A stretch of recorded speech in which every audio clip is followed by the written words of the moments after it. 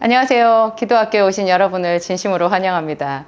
제가 오늘 오래간만에 진약사 기도학교 제 책에 있는 내용으로 돌아가서 방언기도에 대한 이야기를 하려고 해요. 제가 책을 찾아보니까 11강부터 13강까지가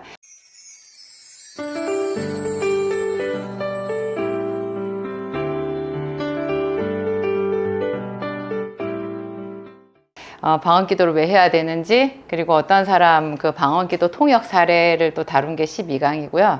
13강은 방언의 은사를 바로 받는 방법, 이렇게 제가 3강에 걸쳐서 이야기를 했는데, 이 책을 좀 참고로 하셔도 되고요. 제가 오늘 또 좀 새로운 각도로 방언기도에 대한 이야기를 해보려고 해요. 제가 제 기준에서 여러 가지 다른 이야기를 하시는 분들도 있겠지만 저희 기준으로는 방언 기도를 빼고 깊은 기도를 말할 수가 없다라는 생각이 들어요. 지금부터 제가 이 방언 기도의 유익을 가지고 하루하루 살아가고 있고요. 요 근래에도 제가 저희 가정에 또 자녀들 문제 때문에 하나님께 간절하게 아뢰어드리고 있는데, 이 방언 기도로 인해서 제가 영적 전쟁의 어떤 그 방향을 잡고 그 하나님과 함께 호흡하는, 어떻게 지금 어느 정도까지 왔는지, 내가 뭘 해야 되는지, 뭐 이런 거 있잖아요. 분별, 애를 야단을 쳐야 되는지, 달래야 되는 건지, 격려를 해야 되는 건지, 또 기도할 때도 어떤 말씀을 붙잡고 이 문제에 대하여 적용하면서 기도해야 되는지 하는 그런 모든 열쇠 힌트를 다 얻고 있거든요. 방언 기도를 통해서 다 얻고 있어요. 그래서 이 방언을 빼고서는 깊은 기도를 말할 수가 없는 것 같아요. 근데 왜 사람들이 방언 기도를 어려워하는가? 일단 방언을 받는다라는 것 자체가 어떻게 받아야 되는지 모르는 사람들이 많고요. 그거보다 더 심각한 거는 방언을 이미 받았는데 그 받은 방언을 제대로 활용을 못 하시더라고요. 어떻게 해야 되는지를 잘 모르시는 거예요. 그리고 또 많은 그 사람들이 가지고 있는 공통된 오해가 방언 기도의 뜻을 모르면 방언 기도를 계속할 수 없다라고 생각하시더라고요. 그래서 자꾸 어디 가서 방언 통역을 받으려고 하는 거예요. 제 방언의 뜻이 무엇인지 좀 들어봐 달라고 이렇게 얘기를 많이 하시는 거예요. 근데 제가 제 나름대로 수십 년 동안 방언 기도를 하면서 살아왔던 것에 그 제 경험상 비추어 보았을 때 방언은 누구에게 통역받으려고 하는 게 아니에요. 성경에 보면 통역하는 자가 없으면 방언은 말하지 말 것이요 하는 구절이 있기는 하는데요. 그때 그 고린도전서, 고린도서에 나와 있는 그 말은 조금 배경이 지금 우리랑 달라요. 그때 당시에 이 방언은요, 공개된 자리에서 공식 석상 있잖아요. 예를 들면 이렇게 이해를 하시면 쉬울 것 같아요. 우리가 지금 대예배를 드리는데 어떤 집사님이 대표 기도를 맡으신 거예요. 근데 대표 기도 자리에 올라가서 거기서 방언으로 기도를 해버리면 어떻게 되나요? 거기서 방언으로 기도를 하면 알아듣는 사람이 아무도 없잖아요. 그럴 때 통역하는 자가 없으면 그런 공적인 자리에서 방언을 말하지 말아라, 이런 뜻인 거예요.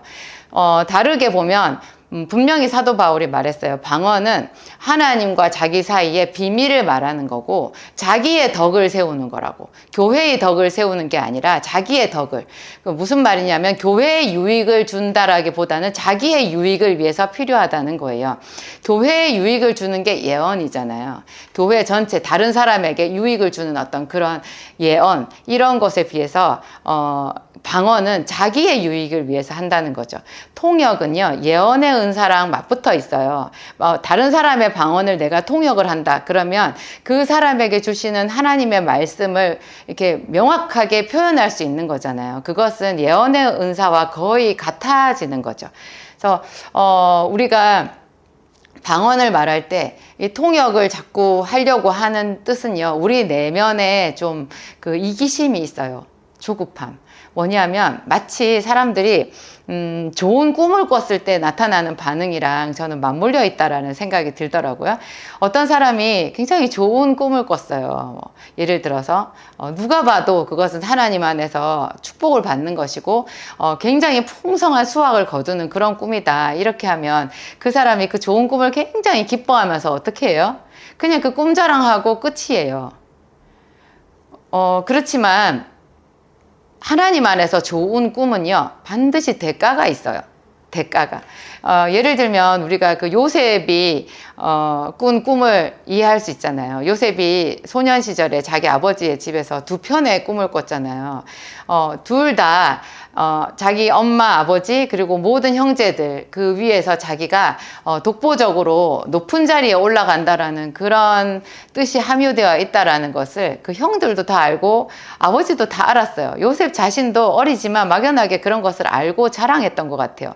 요셉은 그렇게 했지만 그 뒤에 그 꿈을 이루기 위해서 요셉이 치러야 되는 대가는 혹독했잖아요. 우리 성경을 해석해 보면 알잖아요. 하나님께서 우리에게 주시는 예를 들면 레마의 말씀 같은 것도요, 꿈하고 장르만 다를 뿐이지 사실은 이것도 장래에 우리에게 어떤 소망을 주고 꿈을 주는 말씀이잖아요.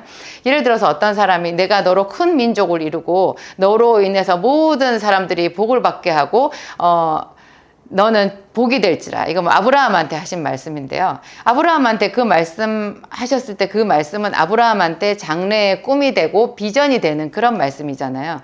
아브라함이 그냥 가만히 있었을 때 그 말씀대로 갔나요? 그렇지 않아요. 아브라함이 그 말씀을 하나님께 받았고 그 말씀을 붙잡고 그가 믿음으로 행했을 때 그 긴 시간 동안 많은 대가를 치르고 하나님과 동행하는 믿음의 세월을 살았을 때 그것이 결과적으로 이루어졌던 거예요. 사람들이 그런 걸 잊어버리시는 것 같아요. 그래서 좋은 꿈을 꾸면 그냥 좋은 꿈 그거 한 편 가지고 그냥 그거를 보자기에 꼭꼭 감추어서 품에 안고 그냥 그걸로 자기 만족을 하는 것 같은 그런 느낌이 드는 거예요. 좀 이따가 이제 분명히 어떤 시련이 닥쳐오거든요. 그 꿈으로 들어가기 위한 어떤 그 전조 작업이 시작되는 건데 그거 믿음으로 받아들이고 그 길로 행하는 사람은 드문 것 같아요. 제가 목회 현장에서 보았을 때 굉장히 좋은 말씀을 제비뽑기로 뽑았고 하나님께서 어떤 예언의 말씀으로 주셨는데 그거 견디지 못하시더라고요. 얼마 안 가서 자기 자리 떠나시고 그죠? 뭐 하던 거 좋은 거 기도의 자리, 예배의 자리 이런 거를 유지하지를 못하시더라고요. 아브라함이 그 꿈을 위해서 계속해서 하나님께 제단을 쌓고 그 약속의 땅 가나안 땅을 떠나지 않고 나중에는 이제 내 아들 독자 이삭을 모리아산에 가서 바쳐라 할 때도 그것을 그냥 100% 순종할 만큼 그 사람이 성장해 있었잖아요. 그래서 그 좋은 것을 그 모리아산에서 자기 아들을 번제로 바치려고 하는 거의 딱 그 시점까지 되었을 때 하나님께서 아브라함아 아브라함아 이렇게 두 번이나 부르시면서 그때 이제 그 맨 최초 창세기 12장 1절부터 나와 있는 그 약속의 말씀을 그 시점에서 다시 확인시켜 주시잖아요. 내가 참으로 너를 복의 근원이 되게 해준다라는 말씀을 거기서 다시 확인시켜 주시거든요. 그러니까 그 맨 처음에 12장 1절 창세기 12장 1절에서 하나님께서 그 아브라함에게 약속하셨던 것을요, 아브라함과 하나님이 함께 믿음의 그 공조를 통해 가지고 그 긴 세월 동안 그 일을 이루어가는 과정이라는 생각이 들어요. 그러면 방언도 마찬가지인 거예요. 방언도요, 우리가 방언을 받았다 그럴 때 자꾸 그 뜻이 무엇인지 알려고 하는 것은 그냥 씨앗을 땅에 심고 이 씨앗이 자라나기까지 그 땅 속에서 이루어지는 일을 믿고 물을 주면서 가꾸고 기다리고 하는 것을 생략하고 그냥 자꾸 땅을 파보는 거죠. 씨앗을 심어놓고 땅을 자꾸 파보면 그 씨앗이 어떻게 돼요? 우리 다 잘 알아요. 전혀 결실할 수가 없어요. 그냥 그 씨앗은 죽어버리고 말죠.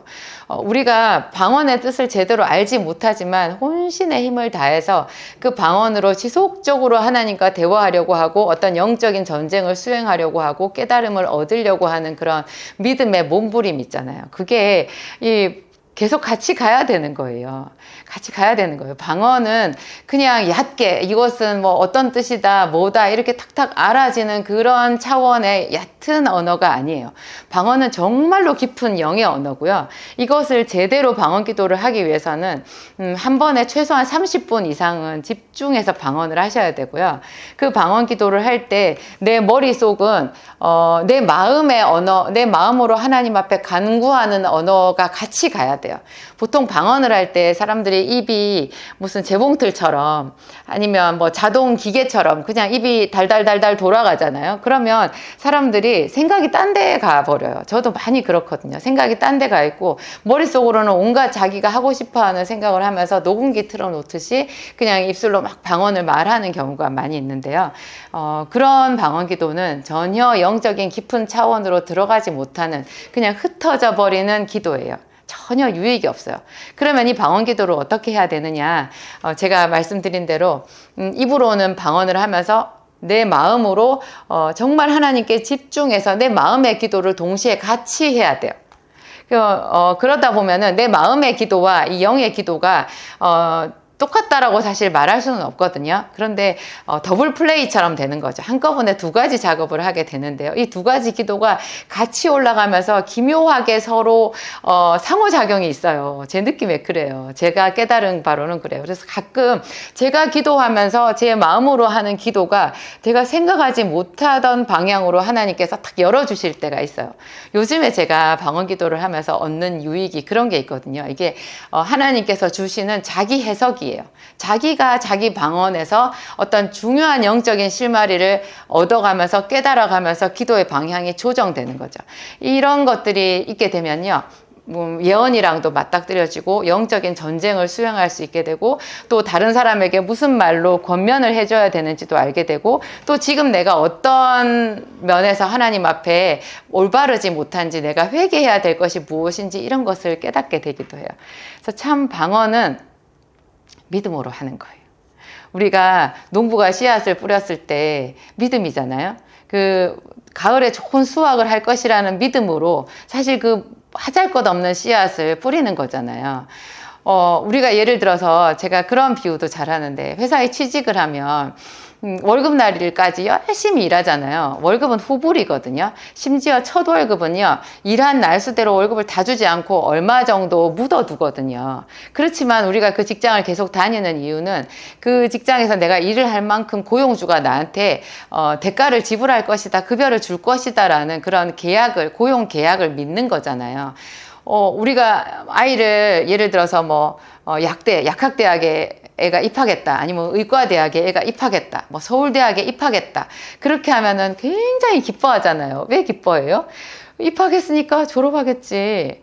입학했으니까 이제 약사가 되고 의사가 되고 서울대 졸업생이 되겠지. 4년제 훌륭한 대학에 그 학위 과정을 다 마쳐서 이 아이가 멋진 교양인으로 수준 높은 어떤 전문가로 성장을 하겠지. 이것을 믿기 때문이잖아요. 방언을 할 때 우리가 예수 그리스도를 믿고 신앙생활을 할 때 동일한 차원의 믿음이 그 안에 실어져야 돼요. 그것보다 사실은 더 큰 믿음이라야 되죠. 내가 방언 기도를 시작하자마자 나는 믿는 거예요.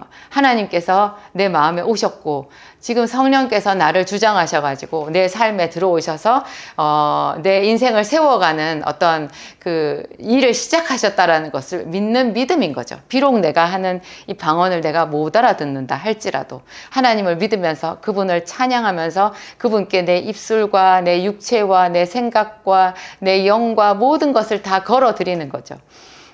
제가 자주 하나님께 올려드리는 제가 하는 신앙 고백, 하나님, 제 삶을 당신께 드려요. 제 생명 당신의 것입니다. 제가 주를 위해서 살고 싶어요. 제가 20살 때 예수님을 처음 만나서 너무 감격이 돼서 했던 고백, 그거 그때만 하고 끝이 아니더라고요. 계속해서 해야 되는 거더라고요. 제가 작년에 죽음의 문턱에 다다랐다고 암 선고를 받았을 때 제가 깨달았어요. 이 고백을 더 매일 해야 되는 거구나. 그러면 내가 더 정금같이 하나님께 새로워지겠구나. 그렇죠. 그리고 또 기도하면서 하나님, 저는 죄인입니다. 하나님, 제 속에 선한 것이 없어요.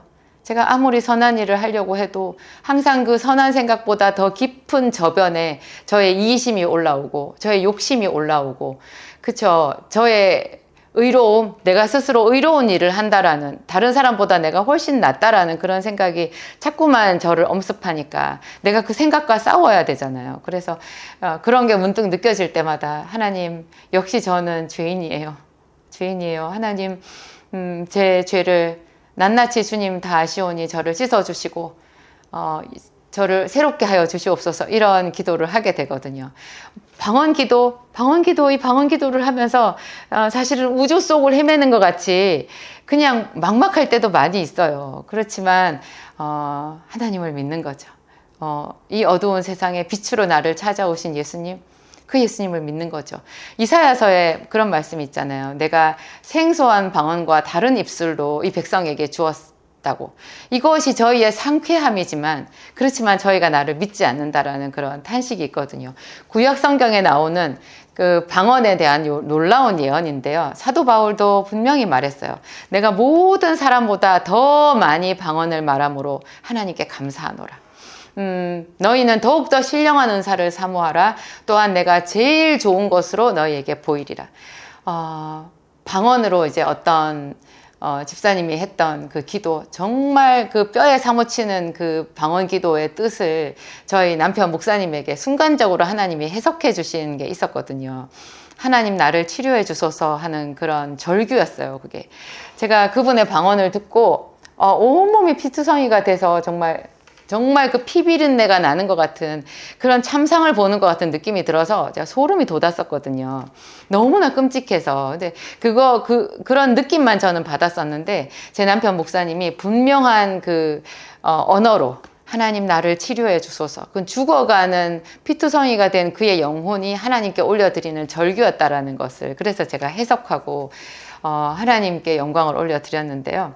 제가 이 이야기를 했더니 어떤 분이 댓글에다가 그런 말을 달았더라고요. 결국 그 방언 기도를 했던 그 집사님이 나중에 자기 교만에 빠져서 믿음의 길에서 떠났었거든요. 그래서 방언은 좋았고 방언의 해석도 하나님이 주셨고 너무나 감동적이었지만 끝이 안 좋아서 제가 마음이 아팠다 이런 이야기를 올려드렸더니 그분이 댓글에서 그 방언이 뭐가 잘못된 건가요? 이렇게 물어보시는 거예요. 방언은 옳은 거죠. 잘 된 거죠. 하나님 나를 치료해 주소서 그거 자체는 너무나 성령에 충만한 정말 핵심을 찌르는 그분한테 꼭 필요한 그런 기도였어요. 그런데 마치 초대 예루살렘 교회 7 집사 중에 한 사람이 니골라였잖아요. 니골라. 빌립 집사도 있었는데 스데반 집사도 있었는데 거기 니골라라는 사람이 있거든요. 이게 나중에 요한계시록에 가서 보세요. 거기에 많은 사람들을 그 파탄에 이르게 한 이단의 괴수가 니골라라고 나오거든요. 니골라는 7 집사 중에 한 사람으로서 정말 성령 충만한 사람이었어요. 그런데 나중에 자기 욕심과 자기 죄에 스스로 빠져서 교만의 구렁텅이에 빠져가지고 이단의 괴수가 되고 말았거든요. 그러니까 우리한테 그런 항상 위험성이 있다라는 거예요. 우리가 지금 성령으로 시작해도 나도 모르게 어느샌가 타락해가지고 죄에 빠질 수 있다. 그래서 그 사람이 하나님 나를 치료해 주소서 하는 그런 멋진 방언을 했지만 그분은 그것을 자기의 어떤 그 영적인 탁월성으로 이해를 해버리셨어요. 자기가 굉장히 영적으로 탁월하다고 그렇게 해석을 해버리시더라고요. 그러면서 나중에 교회에 들어오는 새신자를 판단하고 제가 참 그 교회에서 그분 때문에 많이 힘들었었는데요. 그분이 결국 그 믿음을 떠나는 그 과정을 제가 다 보았기 때문에 안타까워서 그 이야기를 유튜브에 올려드린 거였거든요. 그러니까 다른 사람이 잘못되는 거 보고 우리는 항상 우리 자신에게 어떤 경각심을 가지는 그런 재료로 삼아야 되지 않겠어요? 그분을 비난하는 게 아니고, 누구든지, 잘못된 길로 빠질 수 있으니까. 그래서 사도 바울도 이렇게 말했어요. 내가 이미 이루었다 함도 아니요. 그죠? 내가 뒤에 있는 것은 잊어버리고, 오직 앞에 있는 표대를 향하여서 다름질한다. 그런 말을 했잖아요. 사도 바울 같은 사람도 그런 말을 했는데, 우리가 어떻게 안심할 수 있겠어요? 이런 방언 기도, 제가 다시 요약드리면 방언은 뜻을 몰라도 믿음으로 올려드리는 거라는 거. 긴 시간 동안 마음의 기도와 합쳐져서 혼신의 힘을 다해 집중해서 올려드리는 그런 기도고, 이 방언 기도를 통해서 여러 가지 영적인 신령한 은사들이 개발이 된다라는 거. 그래서 하나님과 정말 깊은 그 교감을 할 수 있는 그런 차원까지 갈 수 있고, 이것이 더 깊어지면 예언의 은사로까지, 그래서 교회의 덕을 세우고 중보기도 할 때도 굉장히 유익하고, 자기 인생을 세울 뿐만 아니라 가정을 세우고 교회에 덕을 끼칠 수 있는 그런 분량까지 영적인 전사가 될 수 있다. 멋진 분량에 갈 수 있다. 그 얘기를 제가 여러분에게 드리고 싶은 거예요. 뜻을 잘 몰라도 믿음으로 감사함으로 이 방언 기도를 계속 하시는 여러분 되시기 바랍니다. 기도하겠습니다. 하나님 아버지 감사합니다. 우리는 어린아이와 같습니다. 모든 것을 다 아시는 아버지 걸음걸음 인도해 주셔서 감사합니다. 생소한 입술과 다른 방언이 우리에게 상쾌함을 준다고 주님 분명히 말씀하셨습니다. 저는 이제도 방언 기도를 통하여서 마음에 큰 위안을 받을 때가 많이 있습니다. 이런 방언 기도의 유익을 이 모든 당신의 백성들이 다 알게 되기를 원합니다. 하나님, 방언이 생소할지라도 또 어떻게 방언을 받아야 될지 모를지라도 하나님 사모하는 모든 영혼에게 주님이 방언의 은사를 허락하여 주옵소서.